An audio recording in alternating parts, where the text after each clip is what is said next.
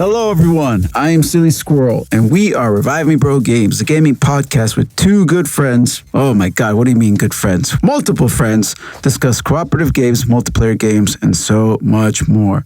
Mr. Rein right now is currently unavailable, so today I have the one and only JohnnyBoi. And hello, JohnnyBoi. How you doing? Hello, everybody. It's been a while. I'm back. Yeah, it's been a minute. Glad to have you back, brother. Glad to have you back. Thank you. So, JohnnyBoi and I, we like to talk a lot about anime. Granted, Master Rein and I also talk about anime as well, but man, JohnnyBoi and I, we go deep. We went all deep on Chainsaw Man, the movie. Yeah, very good movie. Like we figured out the metaphor of the spider and the butterfly and all that shit. Man, it was awesome. Yeah, Monarch Butterfly. Yeah, oof, deep. Yeah. Also, please go watch that film. And if you know Spanish, watch it in Spanish. You will not be disappointed. It's probably one of the best dubs I've ever seen when it comes to Spanish speaking. It's fantastic. Actually, it reminded me of Shrek, like Latino Shrek. I got that vibe. Latino Shrek is almost perfection for a Spanish dub. Yeah. And I got the same vibe where they were like, here's the script, do whatever you want. I basically have that scene when he's interrogating the gingerbread man burned into my brain, but in Spanish. Same. I saw it in English and I'm like, that this is wrong. What do you mean the gingerbread man? You know, like ¿Conoces a Ping Pong? Se lava la carita con agua y jabón. Con agua y con jabón. Con agua y se lava la carita. Love it. Oh, man. Anyway, thank you, JohnnyBoi, for joining us today. And we are here to discuss the latest anime, that we've watched was Devil May Cry. So I do know that the first season came out a bit ago, and so did the second season, came out maybe like a few months ago. So I know we're a little late, but we really wanted to talk about it, get some discussion, especially now that we've seen so much controversy, especially from fans regarding season 1 and 2. We figured it'd be a good time to give our opinions, what we think, and see where maybe the fans got it right and where they possibly got it wrong. But before we begin, PSA for the pod. We are available anywhere you get your podcasts. If you listen to us on Spotify or Apple Podcasts, please give us a 5-star review. It's free and it helps us support the pod. Plus, we are giving away free merch. All you got to do is send us a screenshot of your 5-star review to our email or social media with your name and address, and we will send the goods wherever you are. Also, remember to check our YouTube page for our latest streams and, of course, episodes of the podcast. Anyway, let's get this show on the road. Devil May Cry from Netflix. Now, boy, does this anime have a lot of haters and a lot of lovers. It's not really an in-between thing. It's either you love it or you hate it. And I gotta say, I'm definitely more leaning towards one side than the other. But as a fan of the games, especially playing 1, 2, and 3 specifically, I do think they do get a lot of things right. And I can see where fans might get pissed off and call out Netflix on their BS or what's the name of the director, the creative director? Adi Shankar? I hope I'm pronouncing that right. Yeah. Don't kill me. So apparently he's also the same creative producer, I believe, or creative director for the Castlevania series. Yes. Which, if you watch this anime, you will definitely get a lot of that same vibe.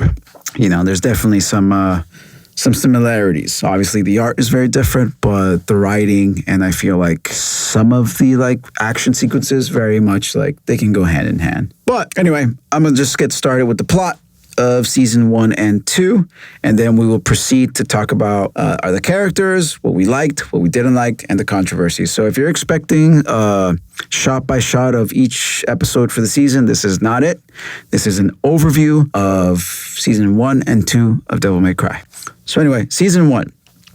And this is all from, I got this information also from Wikipedia. So it says, while being hunted by the government organization Dark Realm Command, or also known as Darkcom, under Vice President William Baines, Dante, a demon hunter for hire, comes into conflict with a demon-obsessed terrorist called the White Rabbit, who seeks revenge on the human race.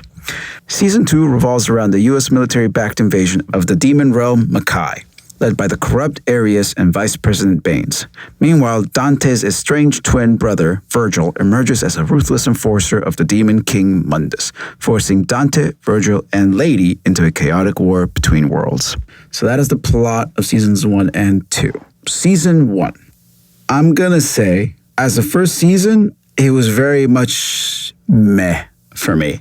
There was a lot of things I liked, a lot of things I didn't like, but they did enough for me to see what they would do in season 2.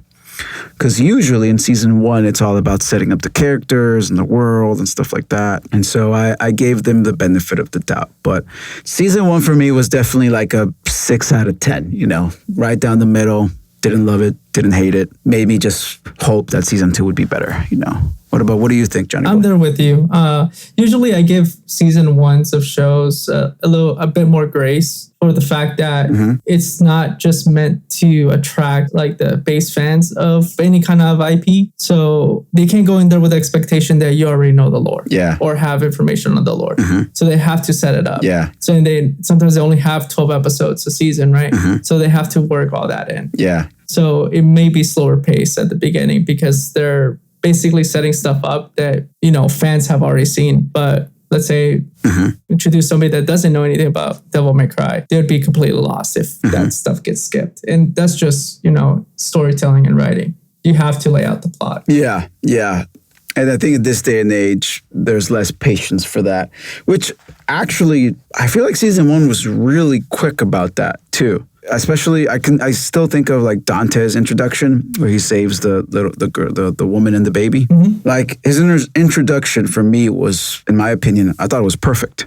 It gave me exactly what I needed in terms of like, this is what the character is like. He's very witty. He's still kind of figuring his stuff out, but he's still very proficient at what he does. He hunts demons. He has a handler. Like it was very much, they set up his character very well. Yeah.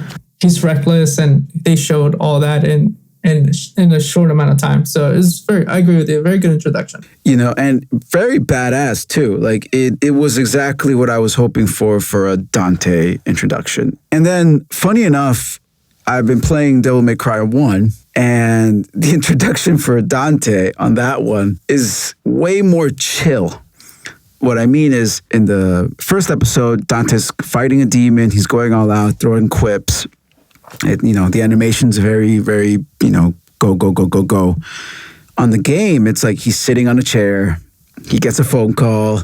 A mysterious woman comes in, and he's just like, whoa, babe, slow down. Like it's not a lot of lines really, but you kind of get that this guy, he's been doing this for a while and nothing surprises him.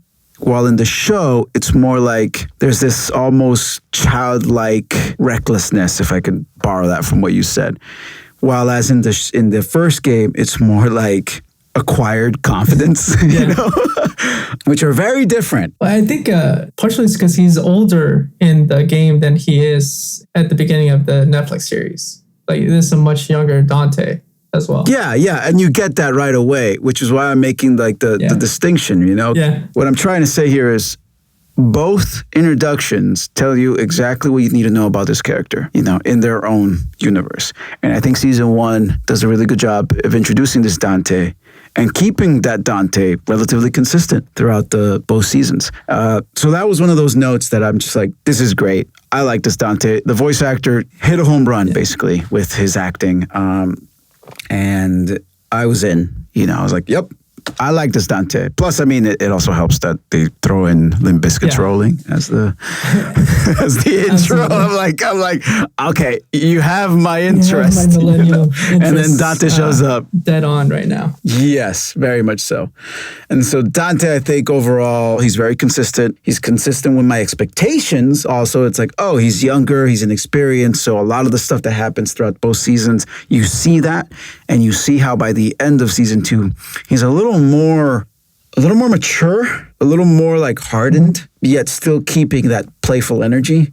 So I appreciated that his arc was very much... There was some growth. Like discovering himself, and, there's definitely some growth there. And then going into more of the other characters, you also meet the White Rabbit, which is the main antagonist of the first season. And his introduction was also pretty badass. And let me tell you, straight off the bat, out of the 2 seasons, I think he is the most compelling and interesting character of the whole series so far. The White Rabbit was awesome, and every time he was on the scene, he would steal it. Yep. He'd steal the show, and I loved it. I kept watching season 1 because of the White Rabbit. It was so interesting, and the acting was superb. I think of the scene where he's talking to Dante in the airplane. And there's a moment where he gets like really, really upset and his voice just starts cracking. That I'm sold. I'm like, I believe this guy. Plus just whether he was wearing and everything about the White Rabbit for me was like a home run. I loved it. Loved this character. I would watch a whole prologue of this guy. I mean, granted, they gave us a whole episode about him basically, but I would watch some more. Yeah, I fantastic loved character him in the first season. Like he is like a very well-written villain. This is an adaptation, so it's not going to follow the game at all because he doesn't appear in the first 3 games. The White Rabbit, it's not something you see. No. I had to do some research on it, but apparently he comes from like the manga. Yes. And he's kind of created by Arkham. Mm-hmm. I was so intrigued by the character that I had to look him up. That's awesome. Yeah, and then I find out that it's not an original character. It's someone from the Devil May Cry lore. That made me even like it even more. Like I was like, this is awesome. And actually, now that we say this, I personally like that the creators decided to grab the universe and make their own thing, but in a way that still respects. And I know I can already hear the comment section, right? But I can think like who the characters are, what the worlds are, but then adding their own spin to it. It's very different than, let's say, like the Halo show, where they basically grab all that existing lore and just toss it to the side and make their own. This lore exists. We're going to implement it in our own way. And so, oddly enough, Johnny and I discovered the White Rabbit was actually part of Devil May Cry because we actually searched for it. And then we got rewarded by saying, yeah. He is like, it's that for me tells me like they had a lot of thought into it. And I know we'll talk about the controversies real soon, but you can already tell that a lot of the stuff that I liked was they kept certain aspects of the characters and the stories the same while adding their own twist to it. I did not mind. Let's just get it out of that. I think for most characters, they did a really good job at respecting like their lore and their character. I would say most because by the end of the series, I kind of did have issues with Lady, like how the game like. So it didn't hit as it did in the game for me, like her role. And I'll explain it in more detail as we get through the controversy section. Yeah, we'll get to that part. Like Lady is definitely one of the more prominent characters of both seasons. I liked her as well. I actually liked her more in season 2 than I did in season 1. Season 1, I understand that they made her deliberately annoying, I guess. Like they wanted you to not like her in the beginning, and that's basically her arc once you see season 2, where it's like she starts out as this very one-note character and then slowly becomes more. But I didn't want to see Lady scenes in the first few episodes. It's like I didn't care. I'm like, oh my God, this girl's annoying. Even though I knew it was rough. Yeah, it was rough. And dude, she swears like a sailor. Holy shit. That girl would say the F word every other freaking sentence. Like in the first, I kind of at the beginning, it kind of reminded me of Alice from the Resident Evil movies. It's like they basically try to take that character and like mix it with a lady, I guess. Like it just kind of felt like they wanted to make it like an action I see what you mean. Yeah, and that she just happens to be kind of like a super advanced, awesome gunslinger, which in the world I believed, considering this is a world of demons and very powerful humans. But it's like at the beginning, it's kind of a hard pill to swallow. Yeah. It's actually because of her teammates that you start believing that she is all that. Which actually, speaking of, I actually liked a lot of the teammates that she had. I liked their banter. They were a bit, cookie cutter in some ways, but that was enough for me to just like, okay, I get it. This character's this character's this. but I like them and I like what they provided. And I feel like they soften the edges of Lady's character way more. She was very angry at the beginning. By the way, we will be discussing spoilers, so this is your warning. If you haven't watched the show, I would suggest you watch it, especially if you have some inkling of liking of Devil May Cry. Or if you never played Devil May Cry, it'd be an interesting watch, and you don't have an existing bias based on your experience with the games. Yeah. And you may just enjoy the show. Yeah. So where I'm getting at it though is basically there's an episode where her crew gets wiped out, which I was actually a bit shocked because I did not want them to die.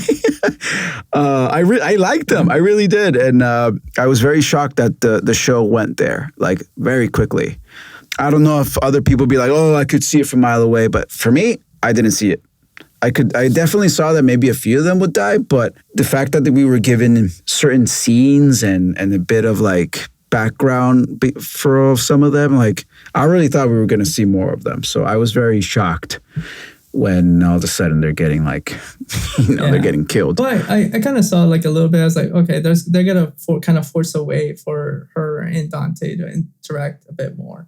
And the team kind of prevents exactly, that. yeah. So either she's gonna get separated from the team, or some of them are gonna die. Yeah, yeah. I didn't expect them to get wiped. To be honest, I thought it was gonna be more. Neither. She's gonna get separated from the team type of situation. Especially in the way they did, it was very brutal.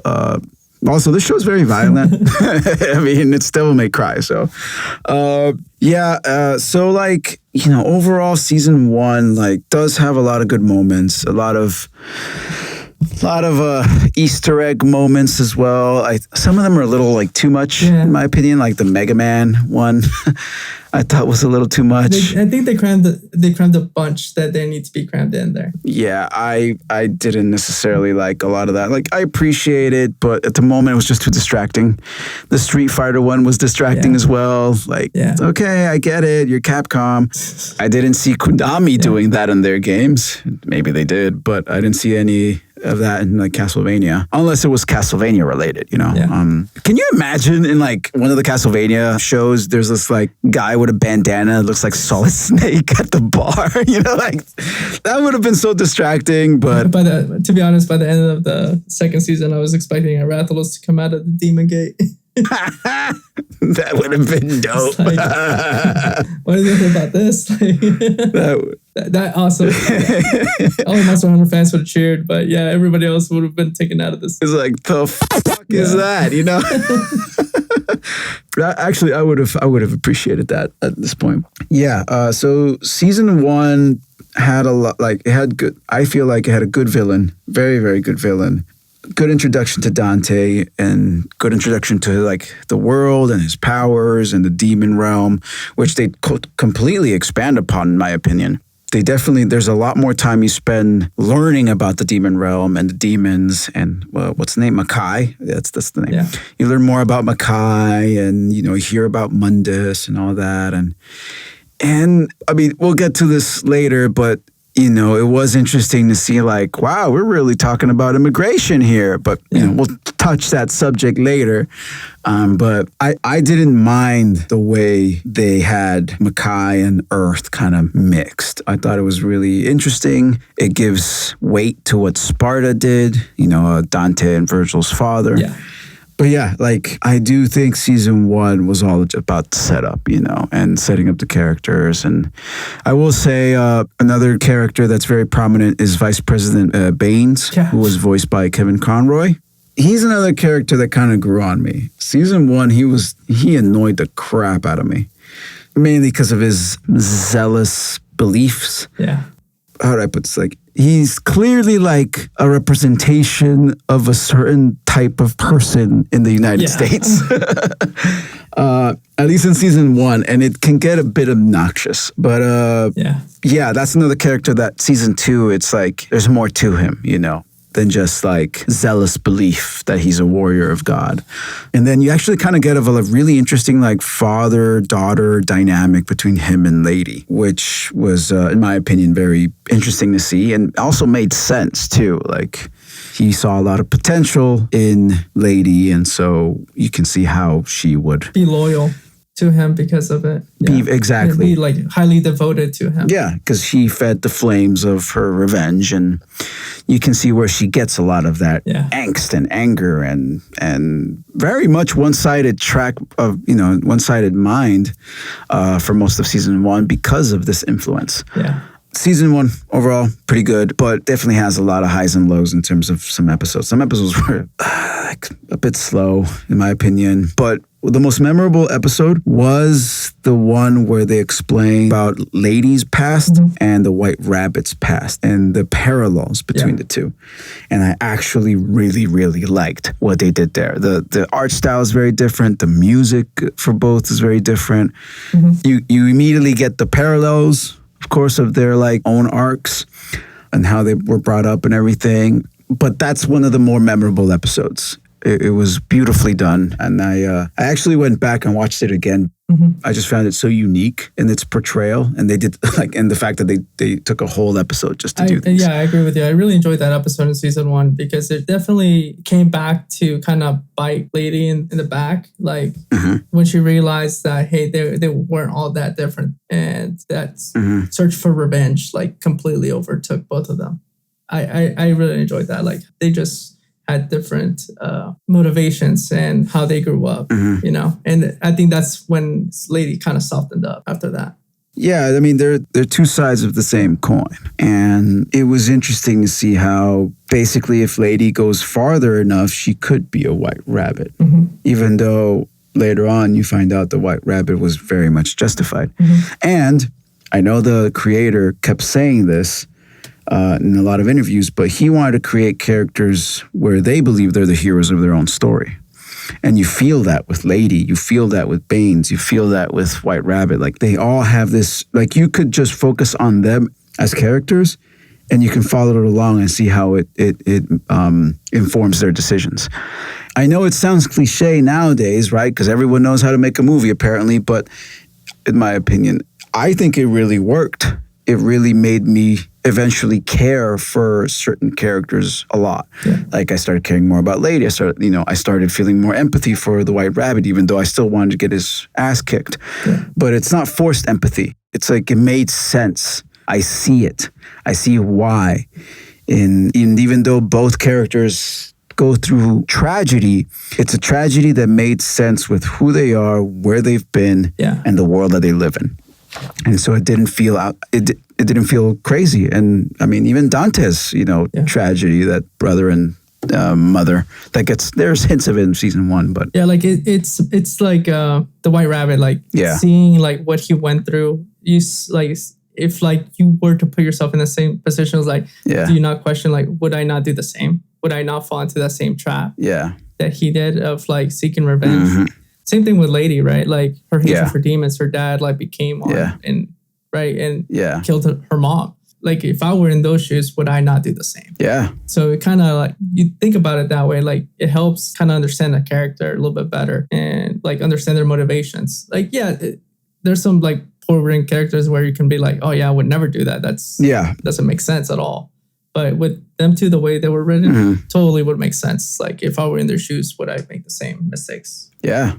We're going to move on to season 2, and season 1 definitely sets up season 2 quite well. The whole idea of merging the realms and Vice President Baines trying to get basically wanting to go to hell, to like declare war on hell. And then, season 2, basically you get a war between Earth and hell. Absolutely bonkers, in my opinion. That I thought it was just insane that they even went there.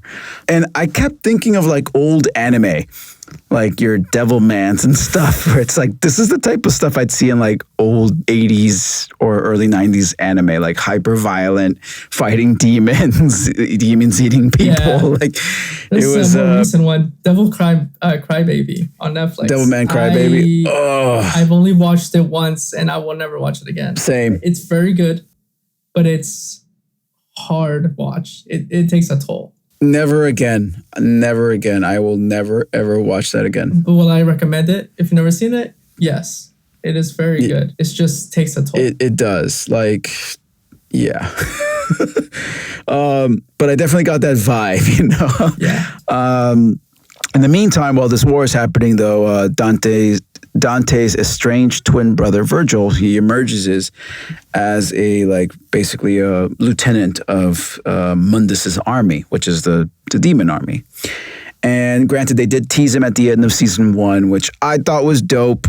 I mean, I kind of saw it coming, but I thought it was still really cool. And you see him in his demon armor, which he's in Devil May Cry 1, actually. You get to fight him on his this demon-esque armor. Yeah. Granted, I think it looks much better here in the anime than it does in the Devil May Cry 1. But right off the bat, there's a few things here. Just with the introduction of Virgil, I feel like season 2 is much, much better. The Virgil character becomes the new White Rabbit, not necessarily in his role, but in the show-stealing kind. I think Virgil is very much the opposite of Dante, which I know that's who he's supposed to be in the games. He's much more composed, much less charismatic, very much full of rage, and very, very capable and very, very good, which makes the meetings of Virgil and Dante very, very juicy, because they're such opposites. Yeah. I thoroughly enjoyed Virgil. I do understand that maybe he's a little different from his gaming counterpart, but I feel like the essence of the character is still there. Yeah. Mm-hmm. I think his core motivations are reflected very well in the anime, compared to the game. He is very power thirsty, right? He's seeking power and strength because, he got tortured when he got kidnapped. Yeah. And then, oh God, yeah. Also the feeling of being abandoned by his mom, or that his mom preferred Dante. Yeah. That's still there, and it's still very much in the games, yeah. right? That's where a lot of his anger comes from. Yeah. So I think in the core essence, I agree with you. It's there. Yeah. And so the character itself was, he's very good, very, very good, very well acted. The motivations are there. And again, his banter with Dante, I felt was pretty great. I really liked it. I like seeing how you have this one stoic, pissed off twin, and then you have another jokester, doesn't take anything serious, other sibling, and when they start fighting, it's also they're both very capable. And granted, Virgil is a little bit better, but Dante's no slouch. So season 2, definitely the animation gets a bit better. The action is wilder. They introduced a new villain in Arius, which if you play Devil May Cry 2, you will definitely recognize him. Kind of like the mustache twirling villain, corporate villain. Also, they added Lucia as well, which... But they kind of benched her. But yeah, she's definitely, I feel the more different of all the characters when it comes to their counterpart. They kind of threw her role away. She wasn't as important as she is in game 2. Yeah, but I guess it's because you have a lady, right? So you don't need her. So they give her a role, but it's definitely not the same. She's more of a villain. She's just like a villain sidekick. Yeah, which I didn't mind. I have no attachments to that character anyways for Devil May Cry 2. Probably guess why. Yeah. But I did like her role. I felt like it was oh, okay, cool. I'm down with that. I didn't care. I was just glad that they added her, considering they have Arius. Yeah, and to be honest, in Devil May Cry 2, even afterwards, she kind of doesn't really play a role anymore. So yeah, she's kind of one and done. So whatever. I like the little nod. I like that she's there. She gets a much bigger role here on the show. Arius is not as interesting as the White Rabbit, in my opinion, but he plays his role well. He's a villain. He's a villain. He has his motivations. You learn about his motivations, and great. I didn't need anything else. Yeah. I did like, though, that there's more meat to him in the show than there is in the game. I think the game is very much... in the game, he's even more one note, while here in the show, there's a little more layers, more backstory to him. And how he plays around in the world that he lives in. Yes.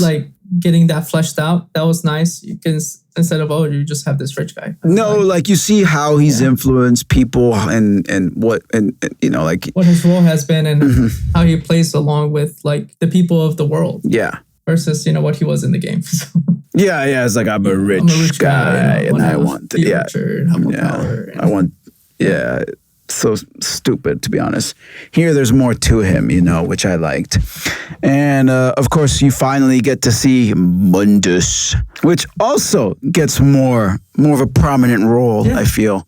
than in the first game. The first game, oh man. First game, it was like, I'm the big baddie, and you fight him, and you're like, why am I fighting a statue? I'm still confused about it. But here in the show, there's more of a role to him. He's clearly the Demon King. He's much more conniving. He definitely has more. There's more to him than just being a Demon King. And he also has this extra layer of like having a relationship with Virgil and being kind of a mentor to Virgil, which I found fascinating, actually. I liked it. I liked that a lot. Maybe it's not part of the games or at all, and I can see how people might not like that, but I think for this story, it works. Yeah, because honestly, you kind of have to explain why Virgil is so loyal to him in the first place. Yeah. Because yeah, he's powerful and all, but he can just go somewhere else and in that world and live out his life. It's not like Mundus controls every single thing in that world. Mm-hmm. He still has enemies. Yeah. So I think you have to show motivations of why Virgil is loyal to him in the first place. For me, at least, it has to be explained. And it also comes down to like there's this motif throughout the seasons of like a father-son relationship. You have Dante with his handler, then you have Lady with Baines, and then you have, of course, Mundus and Virgil. You have these relationships of like how parents affect their children in a bigger sense, not necessarily saying that the handler is, Dante's dad, but like you see that these relationships are core to what the show is trying to like push a little bit, Yeah.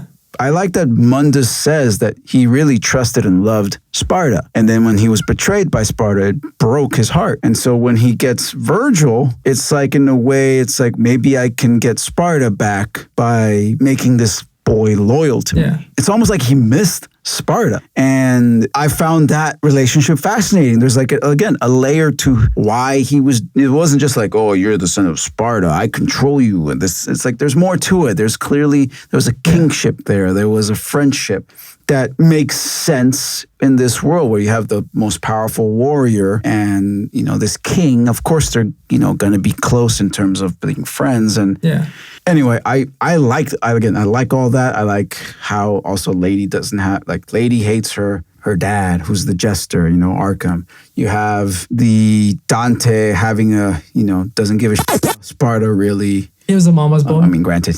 Yeah, he's more of a mama's boy. But then, Virgil's also kind of like, our father abandoned us. And my mom, like, you see these threads of like, it comes back to the parents. The relationships. Yeah, really, but I guess I think that theme is there a lot. Yes. And then season 2, like the animation gets better, the story gets better, the characters get better. Lady becomes a much, much more softer character.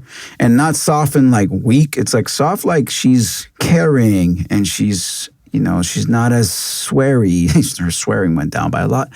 She's much more concerned with Dante and less confrontational with Dante. And, we'll get to the controversies real soon, but I liked that relationship between Dante and Lady. It felt natural to me. And I know that their relationship in the games is very different, but I think for this story, like, I think it works. Dante needed someone to ground him and to show him that, not everything's fun in games. Like there's skin in the game. And then, of course, you have someone like Dante that can bring levity to someone like Lady who's constantly bitter and pissed off. So they complement each other in a lot of ways. And that's why I feel like that relationship made sense to me, especially, once they get to the more romantic levels, which I was totally okay with. I did not mind it at all. I found it cute. Come at me, bro.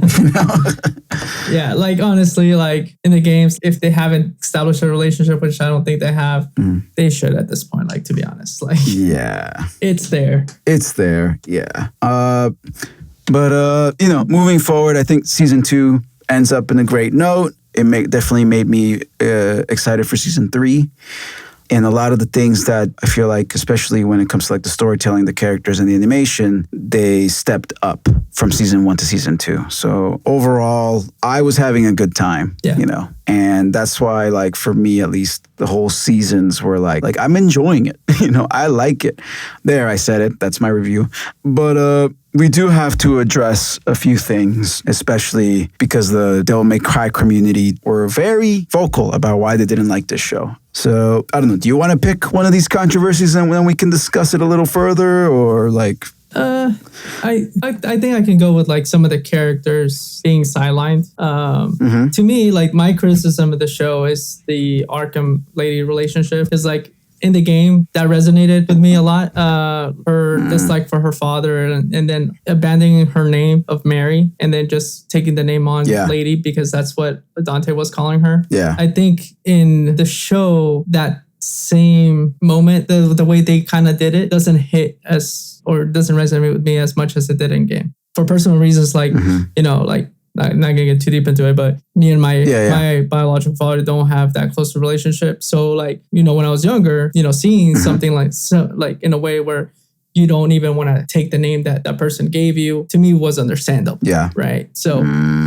You know, like not seeing the Arkham lady relationship in season 1 or 2, it was like I was kind of expecting they were going to expand. Like after season 1, I thought, okay, maybe they'll bring Arkham in now. Yeah, since they've already introduced lady, and then you'll get to see more of that. It seems like Arkham kind of got sidelined, in my opinion. But and then you know.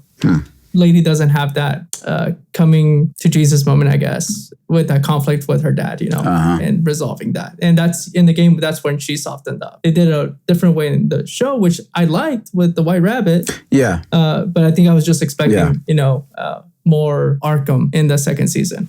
I see. I'm kind of with you too, but it seems like they're teasing more of it on the third season, you know, between... I think what you might get what you wish for in the third season, you know, especially on the way it ends. But I see what you mean, you know, and funny enough, a lot of the Devil May Cry fans do not appreciate how some of these moments are changed from the game to the screen. Yeah.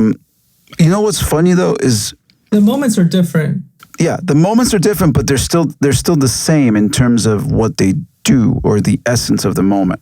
Trying to think of another moment like this where it's like like when Virgil finds out that it was Mundus that sent out to kill the parents, like or her mom, sorry.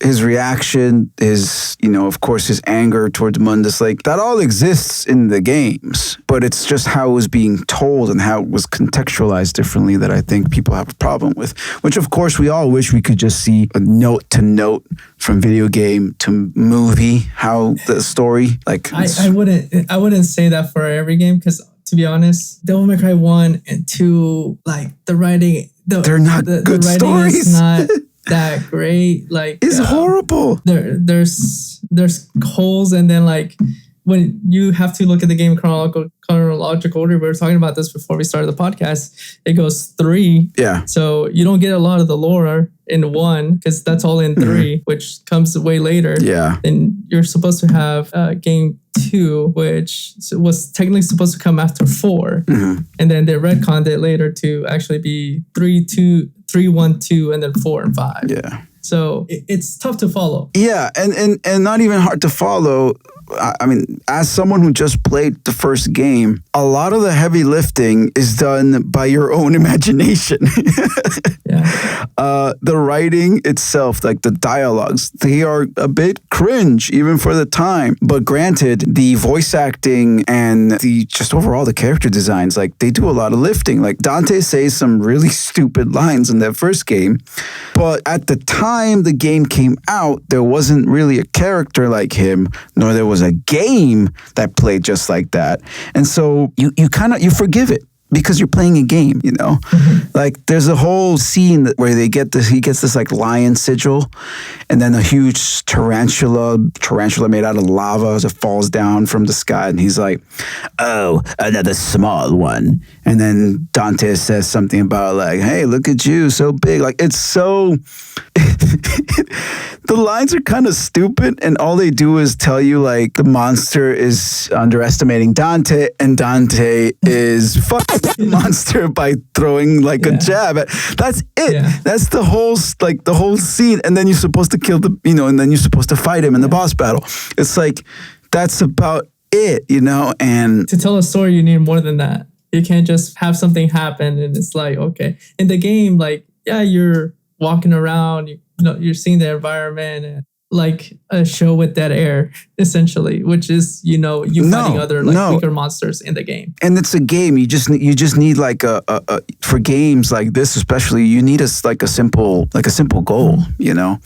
And for this first game, you're just trying to discover what the heck is this castle about, and trying to stop Mundus from controlling the world, or whatever the plot line was. But like, there's not a lot to go from. Like, there is a little bits and pieces of like a history, but it's just there. And so, of course, when you translate it to a TV show, like, you're gonna have to expand on subjects or change some of it, especially, like, I like the fact that you have a Dante, you have a Mundus. The Mundus does this, Dante does that. Like, in terms of the characters, they're like very similar to their gaming counterparts. Yeah. They might say different things and even act a little differently, but in essence, it's the same character, and I think that's what's important, at least for me. Yeah. Like, I didn't feel that they were different.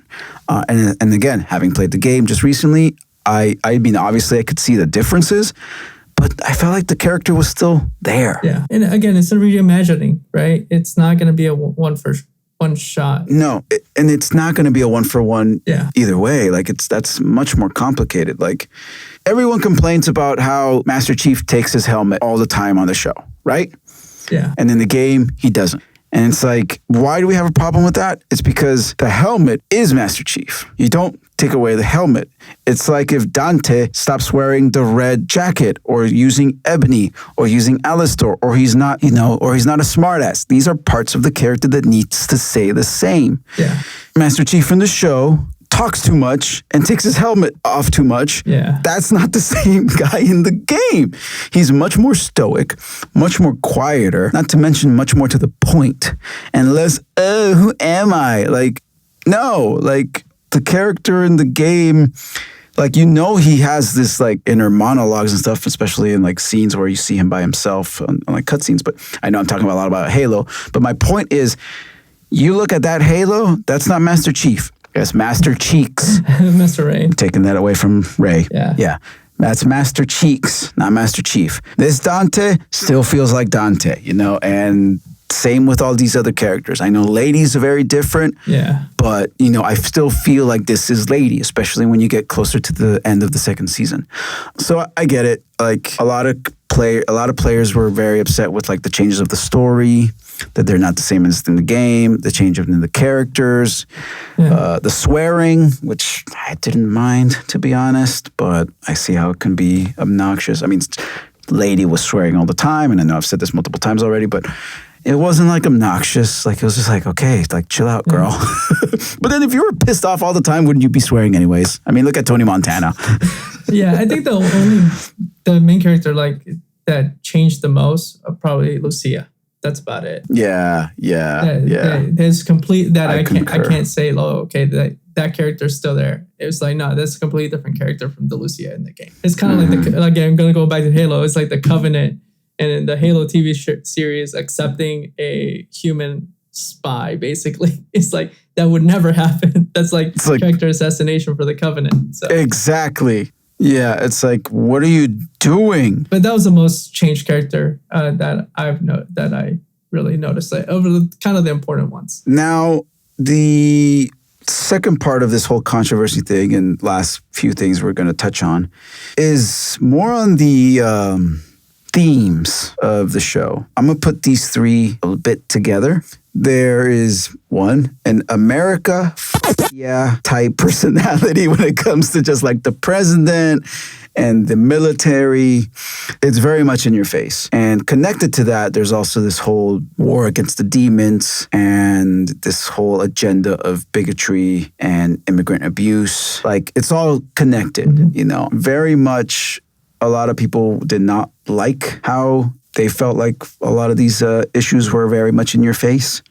I, at first, was a bit... It definitely, like, when they first mentioned the demon immigrants and what's the word? Refugees? Refugees, thank you. That I was like, oh, I guess we're going there. Like I immediately thought of what's happening, of course, with Mexican immigrants and everything that's happening in the U.S. with ICE. I think it's very, very obvious what they're trying to say here, right? And demonizing the other side, pun intended. How it's like us versus them. And seeing the bigotry, especially with Baines and Lady and everyone being like, fuck demons. It's very prominent in the seasons ahead. But as much as I understand that people don't want quote unquote politics to be involved in their shows or in their entertainment, I'm the opinion that you need to do these things. And like if people are feeling uncomfortable, is because you probably know what they're talking about. And I am okay with that because I do feel like if you have something to say about this, you should use your art to say it.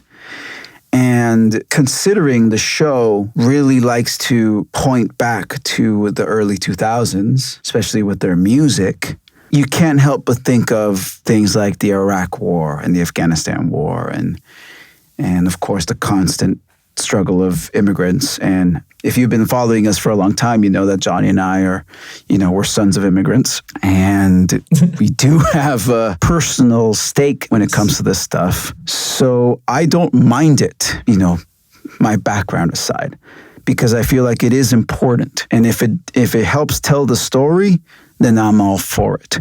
I feel like the author put himself on where he was during that time and what he was seeing, and he inserted that into the show. Because let's be real, we were probably playing Devil May Cry around the time all of these things were happening. And either if it happens now or back then, it's an ongoing issue that we're going to have to deal with for, probably the rest of our lifetime. And so I don't mind it. And I felt like it was done in a way, not everything, certain things were done in a way that I felt like made sense. The only thing I kind of disagree with was the president.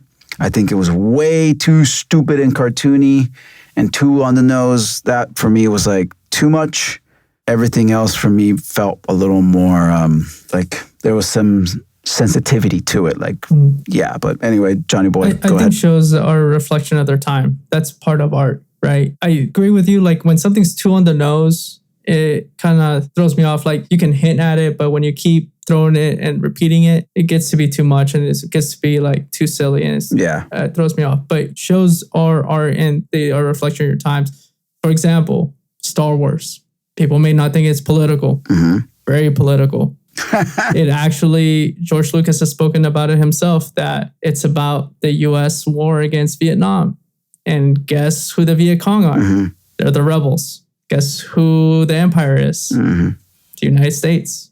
Like, people may not think, oh, yeah, Star Wars is not political. It is very political. And even George Lucas has mentioned how it is political. So I don't agree with, this show shouldn't be political, because unfortunately everything is political. Because even a show that had certain themes like censored, that would be political, like not allowing something to be shown. Censorship. Yep. Censorship is political. Mm-hmm. Unfortunately, we live in a world where, it's like I'm not into politics, but politics is into you. You may not be affected right now, but it may soon affect you. So again, shows are a reflection of the times, and they'll show like the politics of that time. You can go watch shows and you'll see some of those themes sprinkled in there. So. Yeah, no, very well put. And, and you need to get this into, you need to get it out of there. You need to put it out there. Even if everyone's art will reflect some form of reality. Either it's a personal one or what you see around the world or, something that happened to you back then. But I really do think this show, if you're a millennial, this show is like made for you. And it's made by probably a millennial. I looked him up. He looks like an edgy millennial. He's wearing a leather jacket and everything. Oh boy. So I heard complaints about the music, but I, as a millennial, I like the music from the game. Oh, I loved it. But I loved it. This is my music. We're going to go to a concert to see some of these bands. So in October, so it's like, okay, I'm biased. So I'm not going to. It's like, Yeah, it did its job for me, I'm like, hell yeah. I'm totally straight Also, up biased. the way Evanescence was used. Oh man, the new song by Evanescence. Evanescence. And then, oh my gosh, My Immortal, like that just brought me back. I love that scene. I replayed it. It was fantastic. I loved it. It gave me all the feels in the world. Like, this is the audience that this show was, aiming towards and it hit those notes for me. Like, I know I mentioned this earlier, but the fact that Limp Bizkit is is part of that first intro, the fact that they use Limp Bizkit's Rolling to open the show for me was like, oh, I see what you're doing. And I like it. They freaking Papa Roach's Last Resort was playing, and even though I think it was a little, or what was it? A Getting Away with Murder, I think was the other one. Yeah. That maybe the use of them was a little too but I still loved it. Yeah. I loved it. It was just surreal to me. I'm like, cut my life in two pieces. It was overdone, but I still appreciated it. Yeah. It didn't need to be there, but it didn't really hurt it. Sadly, millennials are nostalgic people, and that just hit me right there in the gut. Although we talked about this, we talked about this through text about how lady does all the swearing, but then they play the clean version of the Limp Bizkit song. They play this. So that was a bad decision. So.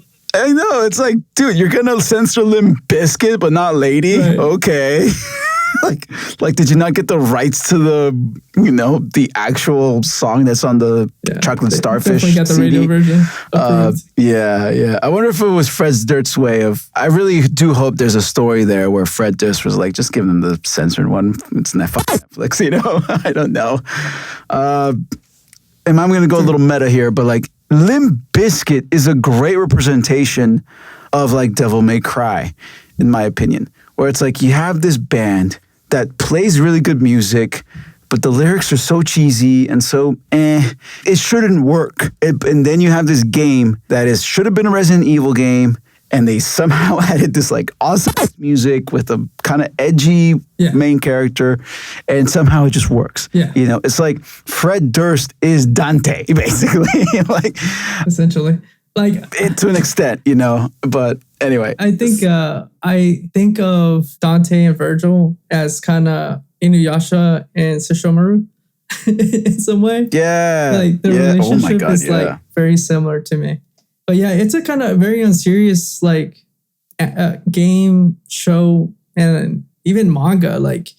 When I was doing my research on White Rabbit, I was looking at other characters, and in the manga there's a character named Gilver. Mm-hmm. You want to take a wild guess who that is? Oh my god! It's a clone of Virgil.